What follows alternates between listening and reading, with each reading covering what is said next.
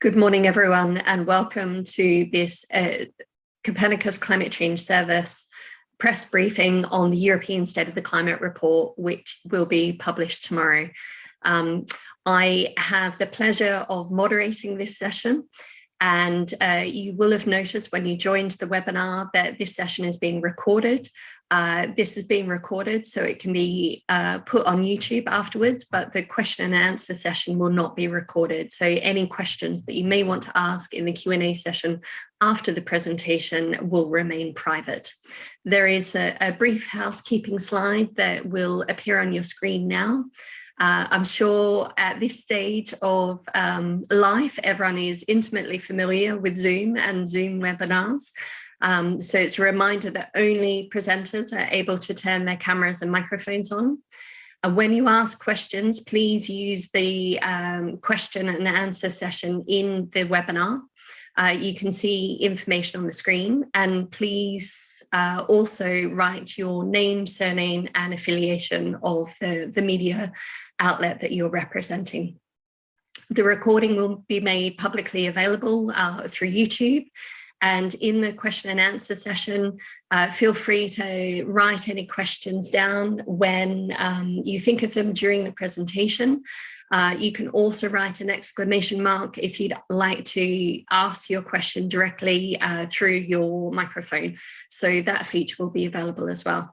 I now have great pleasure to introduce Dr. Mauro Facchini, who is the head of Earth observation for the Directorate General of Defense, Industry and Space.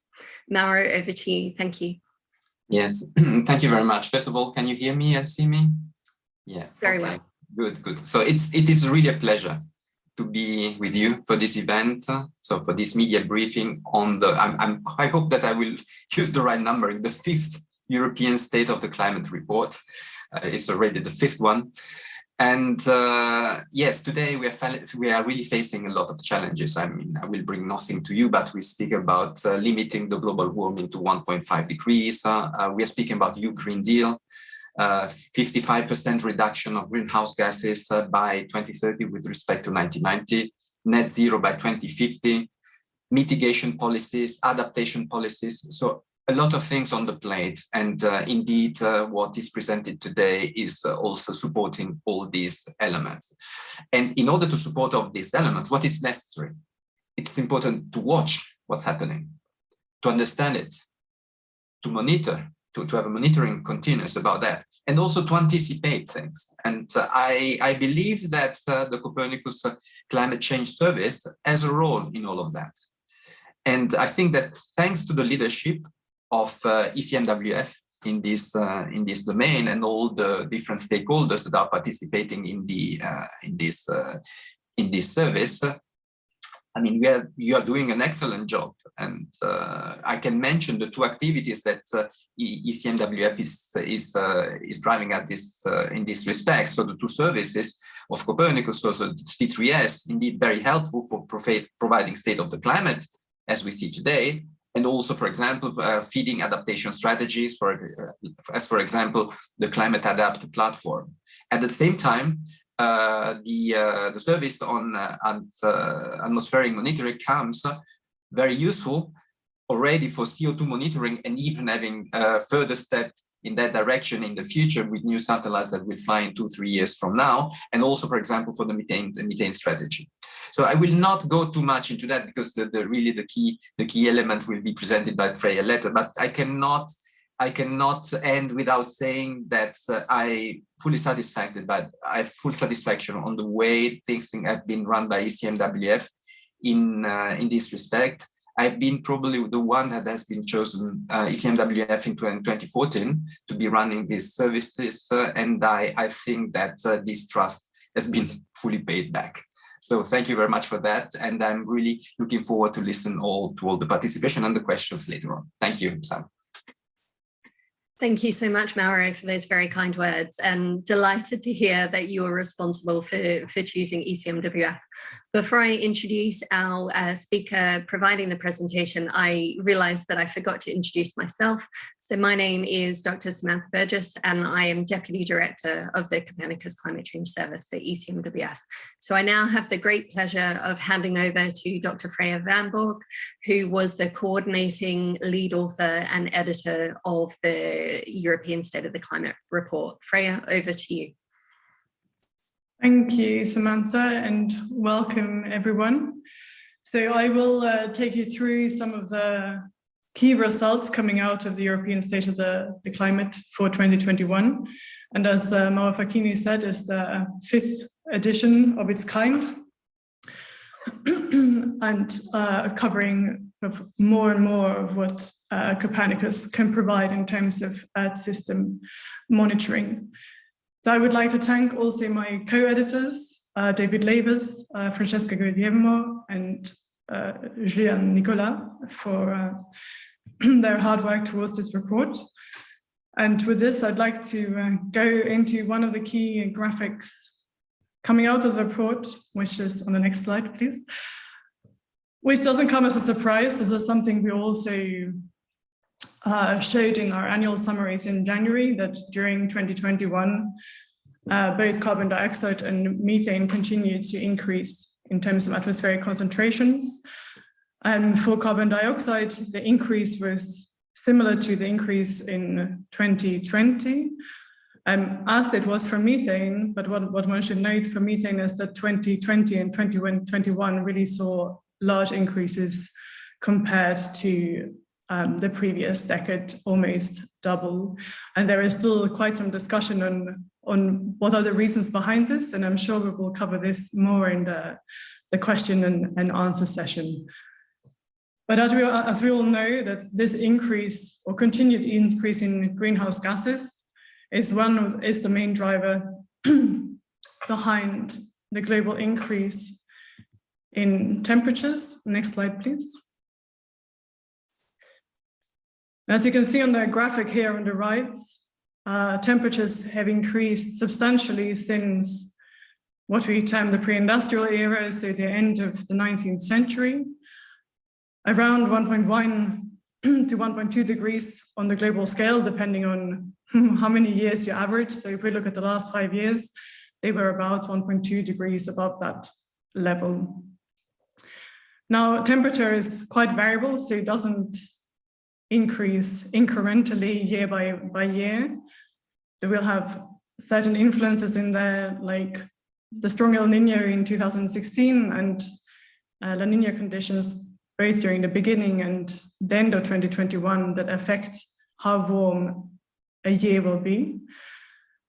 But temperature is only one of many indicators on a global scale that show a strong signal in terms of change due to this increase in greenhouse gas emissions and the resulting temperature. So this goes for temperatures over land and over oceans. We have a reduction in glacier mass, which also continued during 2021. Sea ice in the Arctic has reduced dramatically over the last 40 years. So you have the ice sheets both in Greenland and Antarctica, and sea level has risen by around 9 centimeters since satellite measurements started in 1993. Next slide, please.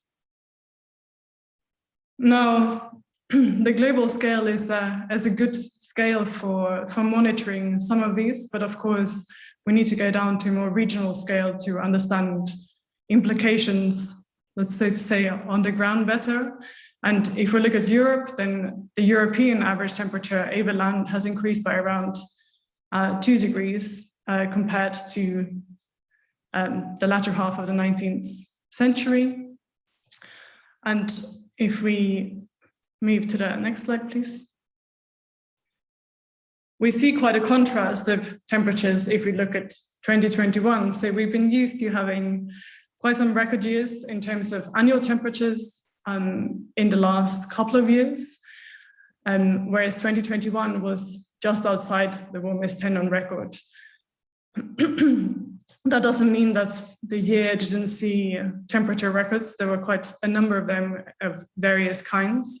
So in late March, there was an episode of unusually warm temperatures for the time of year, which were followed by unusually cold conditions, leading to frost-related damage on many crops across a large region of Central and Eastern Europe.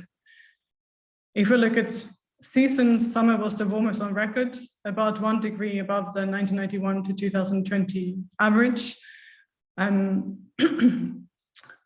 just followed by 2018 and 2015. And if we turn our eyes away from the land but to the sea surface, then on an annual scale, there were parts of the Mediterranean and parts of the Baltic that saw record-breaking temperatures, or at least compared to the satellite record that goes back around 30 years. And there were many parts of the Baltic which were more than 5 degrees above average, which is quite a lot for sea surface temperatures. So with all this is to say that there's quite a lot of variation throughout time, and in order to understand change, one needs to understand not only the global change, but those variations in the various regions. If we move to the next slide, please. So we had quite a lot of various things happening in Europe last year, some of the ones I mentioned already. There were also a number of key events, which I will go into the detail of in a couple of minutes. But just to mention a few, there was a intense and prolonged heat wave affecting the Mediterranean, which had many impacts such as increased heat stress, conditions conducive to wildfires. We also saw unusually low wind speeds in northwestern and parts of Central Europe for the year as a whole. And we had, of course, the very large flooding event in Western Europe in July. Next slide, please. So I'll take a step back from the results of the report and talk about the report itself and how it's been put together and what the data within it and where it comes from and what it can tell us. So it's been quite a temperature-heavy presentation so far, but what we really try to go is go well beyond temperature and precipitation and our typical meteorological variables to look at aspects across the whole Earth system. And we're able to do this because of the capacities, both within the Copernicus Climate Change Service, but also across the other Copernicus services and other institutions and contributors within these big programs, but also beyond. So within the report, we build on information from various data sources, from satellites, from in-situ measurements, from something called reanalysis, which is a combination of physical computer modeling combined with the wealth of observations that the world can give us. And in some cases, we have to resort to model-based estimates because some parts of the Earth system is simply not fully measurable at a large scale. And that large scale is also important for the report. We focus here on the pan-European domain and to some extent on parts within it, but we're not necessarily focusing on national or sub-national events. And as I said, we try to, or we cover a large part of the Earth system, and some of these roundels here in the middle are there to illustrate this. So of course, temperature, but we also look at things like soil moisture, sea ice, river discharge, and lake surface temperatures, and so on. And these are all covered in detail within the report. And for the remainder, well, most of the remainder of the presentation, I will discuss a little bit more on the key events that were mentioned before, and starting with the Mediterranean. So next slide, please. Oh, starting with flooding. Sorry, apologies for that. So we had, as you know, intense flooding event in Western Europe at the beginning of July. And here we're really looking at the climatic factors that contributed to that event and based on the data sources that are set across the Copernicus services, to try to have a holistic climatic viewpoint of that event. So what we can see from that analysis is that we had a lot of heavy rainfall in the area already during the beginning of July. And the rainfall was in the top 1% of record daily amounts. And having this, we had a preconditioning because of this, of the soils, so that they were wetter or close to saturation. So when this low-moving pressure system that brought the majority of the really heavy rainfall on the 14th then hit the region, then the soils were not able to absorb the excess water, and because of that, well, not only because of that, but that also led to the severe flooding. And looking at estimates on recent river discharge from the EFIS system, we see that in parts of the Meuse and the Rhine rivers, the catchments reached a historical maximum since the beginning of those records in 1991. So as you can see, the approach here is to kind of try to cover different aspects and understand what was going on at a kind of co-located in time, and what we can measure and observe in terms of the capacities across Copernicus. Next slide, please. And this is similar for the Mediterranean summer extremes of 2021. So most will probably have heard of the provisional European record, which was set in Sicily at 48.8 degrees. But even prior to this big heat wave, parts of the Balkans, Italy, and Turkey were much drier than average.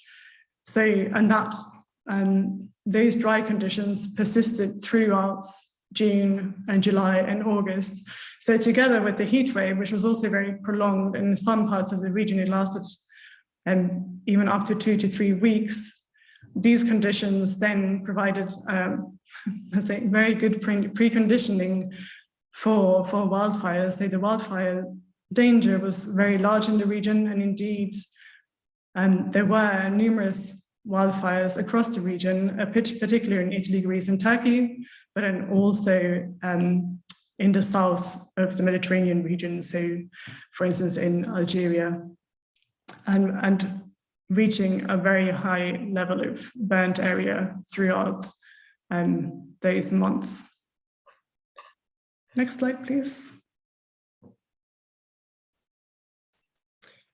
So, shifting kind of pace a little bit, we looked at these two kind of key events, which were along, I would say, with the typical extremes we're used to talking about when it comes to both well, a changing climate and climate variability. So heat waves, heat stress induced by heat waves, heavy rainfall events. But during 2021, there were also reports of low winds. So we decided to investigate this a little bit further in the report, focusing mainly on annual wind speeds. So what we see in the report is that in large part of Western, Northwestern and Central Europe, wind speeds, as indicated by the third panel, were much below average on the annual scale. In particular, across kind of Ireland and United Kingdom, Germany, Czechia, and Denmark, and using specific data that concentrates on how wind speeds affect the potential generation of power, we can see that this was amongst the lowest on record in parts of these countries on the annual scale. And I think here it's important to point out that we looked at this because of these reports, and it's important to understand that wind variability is really crucial for understanding the kind of climatic impact, if you will, on wind power generation. And even though there were some regions with very low wind speeds last year, in Northwestern Europe, there were some regions in Northeastern Europe which had very high wind speeds compared to the reference period. So understanding this type of data helps us understand both the variability, both in space.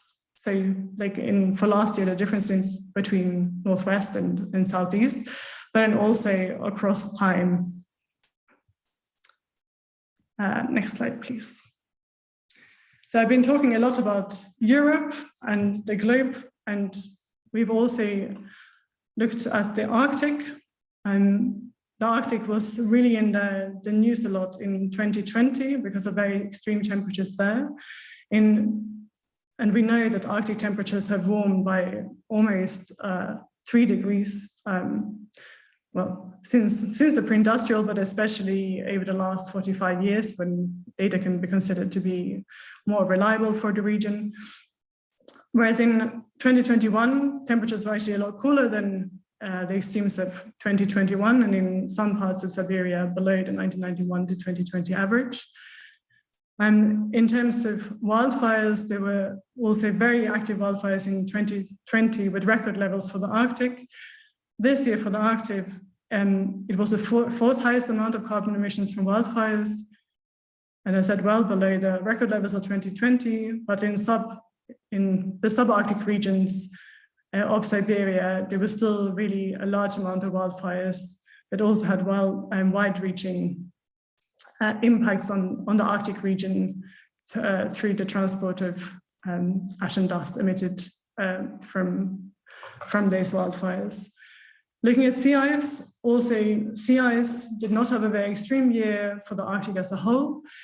It had its largest annual minimum since 2014, but there were large contrasts across the region. So while the Greenland Sea saw its minimum sea ice extent being the lowest on record, on the opposite side of the Arctic, in the Beaufort and Chukchi seas, the sea ice was well above average. Next slide, please. So I've given you a very brief run through of what is covered in the report and some of the key messages. And I'd really like to leave you with some of the key messages which are forever repeated, but will also not change in the near future unless something changes radically in how much greenhouse gases are emitted. So we saw a continued increase of carbon dioxide and methane in 2001. And there's been a long-term increase in global temperatures of between 1.1 and 1.2 degrees since the pre-industrial. Thank you very much. Thank you very much, everyone. Have a good day.